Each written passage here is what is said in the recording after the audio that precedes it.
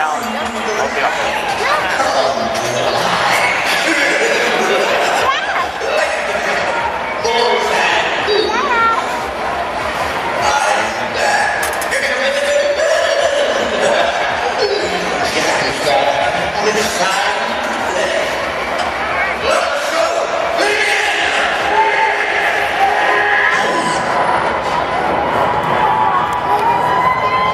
Sit down. Stay sitting down, both of y'all. I don't want y'all standing up together.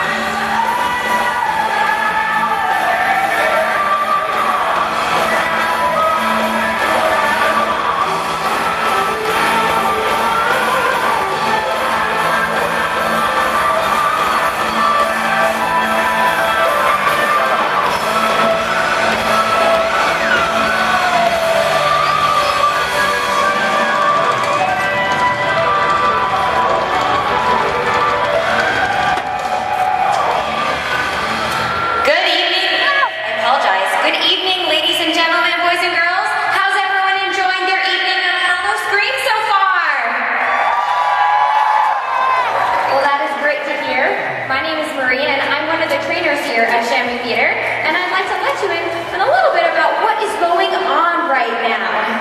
So, the whales that you see out here are Kayukit and Tuar. They are two adult male killer whales. We actually have 5 killer whales living here in this theater. We have 3 females and 2 males. So Kayukit is 25 years old. He's the oldest male living here, and he is the largest. He weighs about 9,000 pounds. Very impressive, right? And Tuar is 18 years old and weighs just over 7,000 pounds. So it looks like that these whales seem to be swimming around with one another, communicating with one another, instead of participating in this portion of the show. And that is okay. Now you guys got to see some amazing behaviors by these 2 gentlemen earlier on in the show, right? Pretty neat, huh? Yes, that's amazing. Now the way we train here is something called operant conditioning, specifically positive reinforcement. Now really, all that is when the whales do something that we want them to repeat again, or anything we ask of them, we bring a whole lot of attention to it. And when the whales do something different than what we ask, we just simply ignore it. So that's kind of what's happening right now. It's okay that they choose to swim around and communicate with one another, and we'll just simply ask them to participate in the next portion of our show in a couple of minutes after they have some time together, and they have a choice on whether or not they're going to participate or not. So we'll wait them out a few minutes and see what goes on. But I could talk to you a little bit about killer whale communication. Now it's a little bit different than us. Now these whales, they live in a dominance hierarchy. So that means that certain whales are more dominant than other whales. And they communicate in many, many ways with one another. So there's several types of ways that they communicate with each other. Now of course, they can make different vocalizations to communicate. So that's noises, but it's different than the way that we make vocalizations. Now we make them through vocal cords in our mouth, right? It's different with these whales. Even though they do have mouths, they don't have any vocal cords and no air passes through their mouths at all.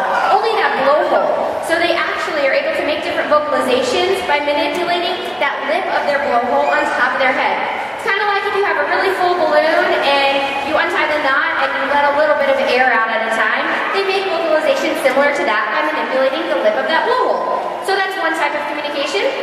Another type of communication that these whales use with one another is with their teeth, causing rake marks.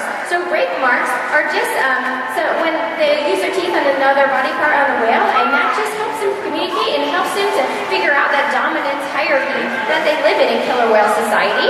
And another way that they can communicate is by slapping different body parts on the water. So they can take their tails and lob them up and down, called tail lobs, but it actually makes a really loud noise. They can do that with their pectoral flippers, and they can even reach their whole entire body up out of the water. And when they land on the water, that makes such a loud noise, and that is a way that they can communicate with one another as well. So I will go back and talk to you a little bit more specifically about our training methods that we use. Now, like I said, we use positive reinforcement. So we bring a lot of attention to those behaviors that we would like them to review. So how do we bring a lot of attention to a killer whale? What does a killer whale really like? What do you think? I heard it. They really like fish. Now, of course, we give them their fish. We give them their fish every day, no matter what. But that's only one way that we can reinforce them. We have all sorts of other ways we can reinforce these animals. So, what else did you see during the show? Did you see anybody giving the whales ice? Yeah, have you seen that if you've come to some other shows today? It seems like the killer whales really like ice.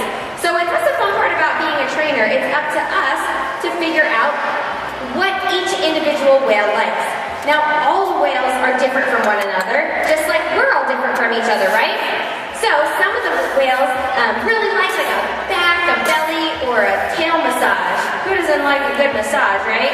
Yeah, these whales seem to really like it as well. And it's up to us to find out the differences between each individual whale, what they like and what they do not.